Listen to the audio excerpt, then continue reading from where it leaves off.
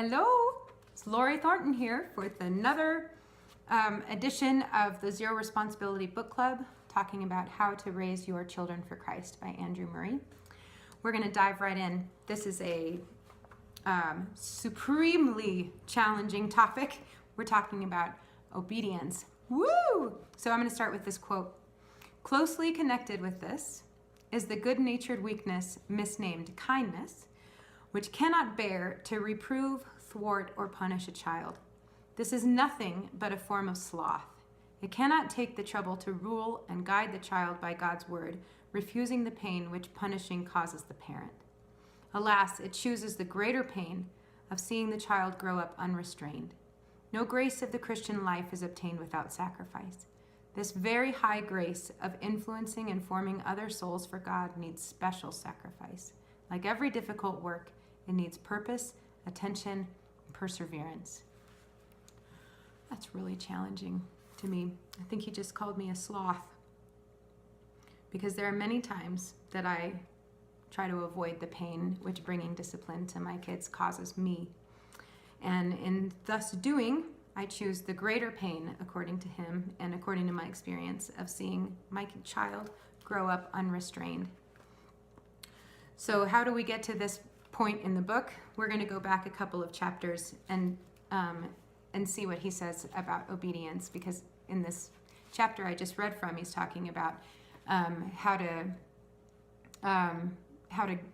ensure that obedience and what we need to be doing as parents in order to do that. So first we're going to start with the obedience part. And I love this because he's not talking about obedience as just behavior management and making right choices for right choices' sake, but he talks about it starting with the kingdom value of honor and showing respect. First, starting with showing honor to God and teaching our children to do that by showing honor to us as parents. So I'm going to start now a couple chapters back, of course.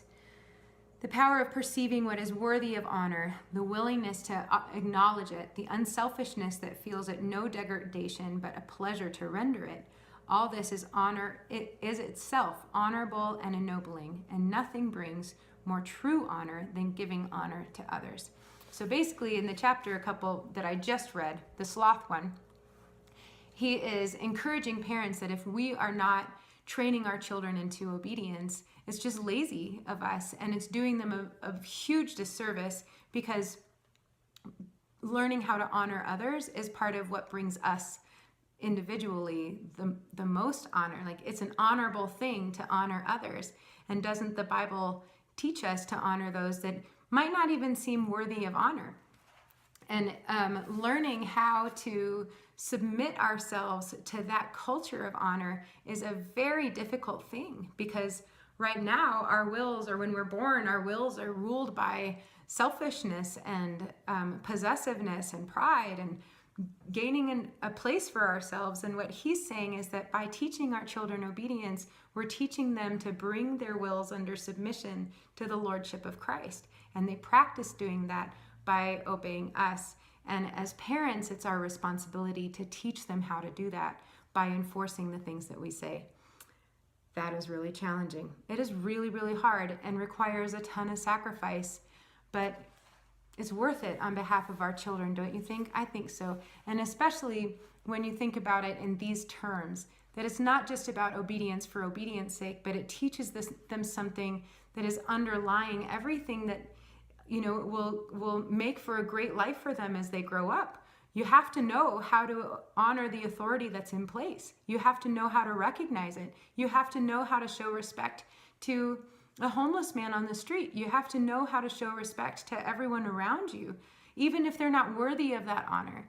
And it begins, teaching our children how to do that begins in our home, and can't be outsourced or imagined that it's going to be that somebody else or their teachers or Sunday school is going to take on that responsibility. So this is a super important conversation.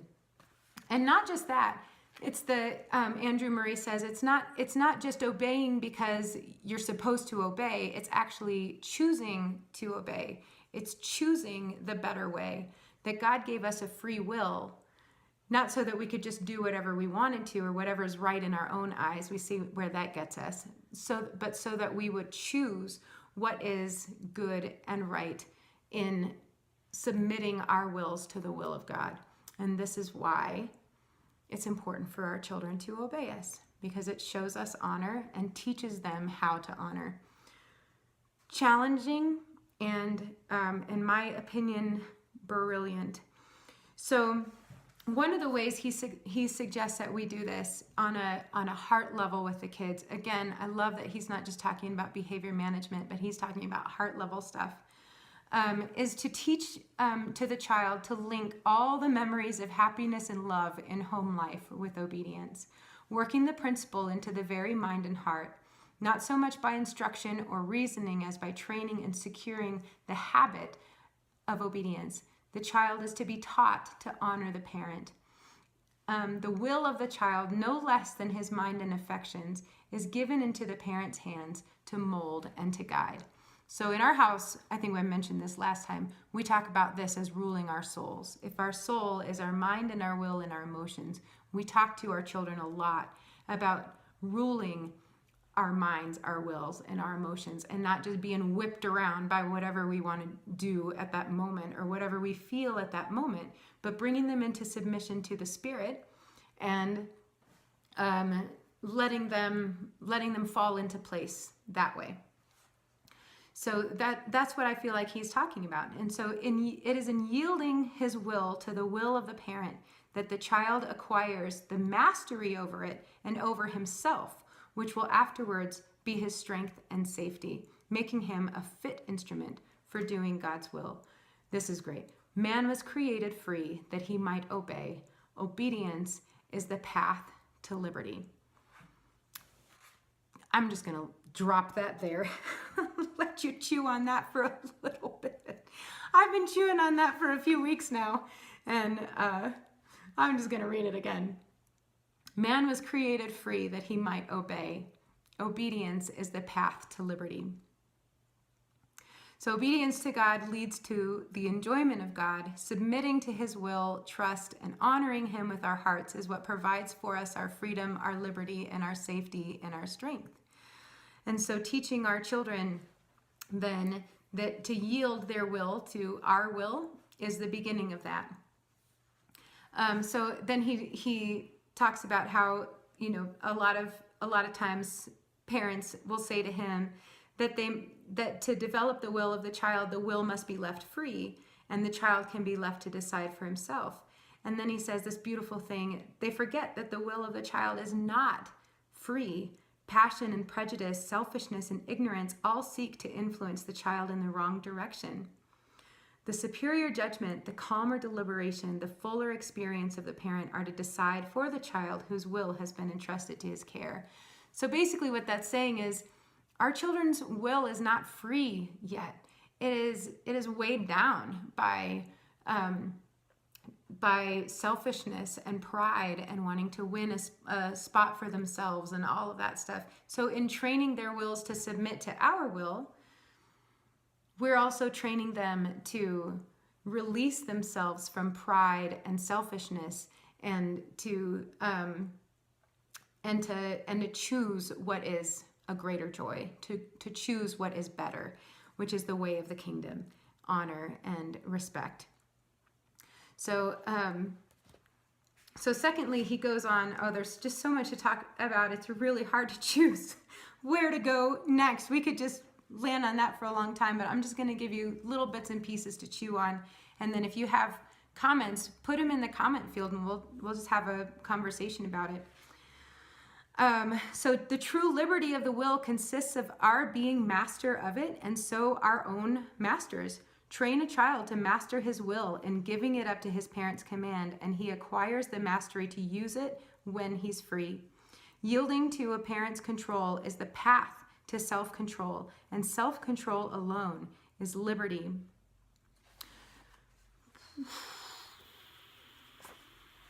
Do you feel how big that is? I feel how big that is. Yielding to a parent's control is the path to self-control. This is what we're teaching them. We're not just teaching them to make good choices. we're teaching them to bring themselves into self-control. I have a little song that I teach the kids, and maybe I'll write an article about this or do something else about this later on, because I don't want to get too much into it right now because I want to stick to the book, but I'll sing you a little song. And it comes from, what is it? I think it's 2 Timothy 1:7. For God did not give us a spirit of timidity, but a spirit of power, of love and of self-discipline, and a spirit of power. I've been singing that to the kids for many, many years, and now they sing it when we talk about obedience and submitting your will to mommy. Anyway, you can take that. You can take that and sing it to your kids. But it's true that he gives us a spirit. He didn't give us a spirit of fear. He gave us a spirit of power, of love, and of self-discipline. And self-discipline is the beginning, isn't it? That learning how to bring ourselves under submission to Christ and not to let our emotions rage and our wills rage, but training, the habit training of our kids is where this goes. So he also talks about showing honor through actions and through speech. And I'm going to read this because this is so from another era, but I think we could really benefit from it. Manners are of more importance than many think. The neglect of good manners not only reveals a want in the disposition of those sentiments of respect and courtesy, but it reacts on the heart and fosters the selfishness and indifference that cares little for others' feelings. Let parents remember that in taking trouble to train their children to show them due honor and respect, even in apparently insignificant things, they're forming habits and breathing principles into them which will afterwards repay all their labor. So how do you train in our time, in our culture, manners, and how to, like, what are some of the, I would love to hear, what are some of the things that you guys do to show honor through our actions and our speech? Do you require that they say yes ma'am and no sir? Do you require, what do you require of them? I would love to know. If you want to comment on it, that would be awesome. So one of the things that he links this to, and now this is getting to our responsibility as parents in this, is that the child can only honor that which he sees to be worthy of honor. And what I've seen with my own kids, and I think part of this, as he says, is teaching them what is worthy of honor. And that it's very hard to honor tyrants, isn't it? And so I think that honor is built on trust. But it's not just about what I think, it's about what he thinks. So I am going to read you something that talks about this, if I can find it really quick.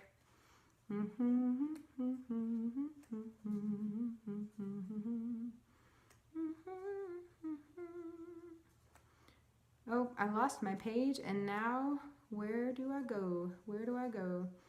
Oh, okay. Parental instruction must be from the heart. We all know how little is learned from a listless or uninterested teacher. It is only the heart that gains the heart, the loving warmth of interest and affection that can awaken corresponding emotions in the pupil. The pupil, of course, being our children, learning how to live a good and fruitful life with Christ. Above all, let parents remember that honor really comes from God. Let them honor him in the eyes of their children, and he will honor them there too. From parents who in everything seek to honor God, children will learn to honor God and them together. The parent who teaches his child to obey the fifth commandment has guided his feet into the way of all God's commandments. A child's first virtue is honoring and obeying his parents. So awesome. And this is the parent's high calling. Always so to act and speak, so to live in the child's presence, that honor may be spontaneously and unconsciously rendered. This can only be where, in quiet self-recollection and self-control, the parent lives in God's fear and presence and walks worthy of this calling. as one who has been placed at the head of the family, to be not only its prophet, priest, but king too. Yes, a king receives honor. Let the parent reign as a king, ruling in love and the fear of God, and honor will be given him. Yes. Yes. Yes. So, living in the honor of God is where we get to now the chapter where he calls, where he uses such strong words that I read at the beginning, right? That we model, just like we model everything else, we model for our children what it looks like to honor. So there's wonderful strengthening. I'm reading from the book again. Even for the weakest character, in giving oneself up to the divine ought and must of God's will. Because some Christian parents do not realize that ruling their homes well is a simple matter of duty, a command that must be obeyed. Many children are ruined by parental weakness. Also, very challenging. This chapter on parental weakness is just like a knife in the heart, because it comes from his firm belief that every parent must rule, whether you feel like you know how to do it or not. Every parent, and by rulership, what he's talking about, of course, is not with a heavy fist, but taking up the authority that you've been given in your home and making sure that your children honor that authority, which is what we just talked about. So, so here's some practical advice that he gives of how to set this into motion. Help. If you find yourself with high schoolers who, haven't yet learned how to honor authority, I think this would really help. I'm sorry I'm reading so much from the book this time around, but it's just so good that I can't really say it any better. And also so challenging. Some of them still, I'm like, wow, I got to think about that. Okay, so some of these rules are as follows. Do not give too many commands at once. Only begin with one. Make it easy for your children to obey you. And in doing so, with everyone, you'll establish your authority in the home. Do not command what you cannot enforce or what the child does not have the power to obey. So again, setting them up for success, moving from what is easy to obey to what is harder to obey. That it's a process. And we can't expect, if we say like tons of different things or things that they can't do, that they're going to be able to do it. So we need to set them up for success and start with easy things. Let the command be given in quiet, deliberate tones with full self-control. Modeling again, self-discipline. Hasty, ill-regulated injunctions lead to disobedience. Self-rule is the secret of all rule. As you honor the law yourself in self-command, others learn to honor it too. So again, they're going to learn what we model for them more than what we say. So if we want them to learn self-discipline and self-control, we have to model that in the way that we deliver our authority. And I love this because it's not so much about command and ruling with a heavy thumb, right? Or with an iron fist. It's about, again, welcoming our children into an embrace of a loving family, the orbit of our home. And this is what we do in our home, and we honor authority, and that is for your good. And that is actually going to bring the most honor to you in your life, is to learn how to honor the authority that's been put in front of you. So above all, and I'm going to leave you with this, let the Christian parent who would rule well remember that he's God's minister doing God's work. God loves the children and wants them trained for himself. He is your covenant God. Depend on him to be your help and strength. It is God who, through you, will rule your home. Yield yourself to him. Not only pray for help, but believe most certainly that help is given. Not only believe, but act in the assurance that it is given and is beginning, little by little, to work in you. Say to your Father that you desire to do your duty at any risk and to honor him with your children. And in the spirit of a quiet, Restful assurance, you may count on God's strength working in your weakness. So what he requires of us, he fulfills. And I have to remember that. I have to remember in the times when my kids are running around like crazy things and I feel taken advantage of, and I feel like nobody is obeying me or honoring me in any way, that I also must rule my soul and take up the authority that's been given to me with calmness and gentleness and self-control, and bring my children into obedience, to remind them of the orbit that they exist in, to bring them again into the ark and model for them what it is that I want them to learn. So there you have it. That is obedience in our children, as it begins and teaches honor and respect for all men and for God. Amazing. I would love to hear your comments. If you've missed the first 2 episodes of the book club, go and watch them on rootsанdarrows.co. And if you have no idea what this is, the Zero Responsibility Book Club is a feature of the Roots and Arrows curated newsletter for parents, where we're talking about all sorts of things, not so much behavior management, but more issues of the heart with our children and with ourselves as parents. So you can go subscribe to that at rootsанdarrows.co, and we'll see you next time. Bye-bye.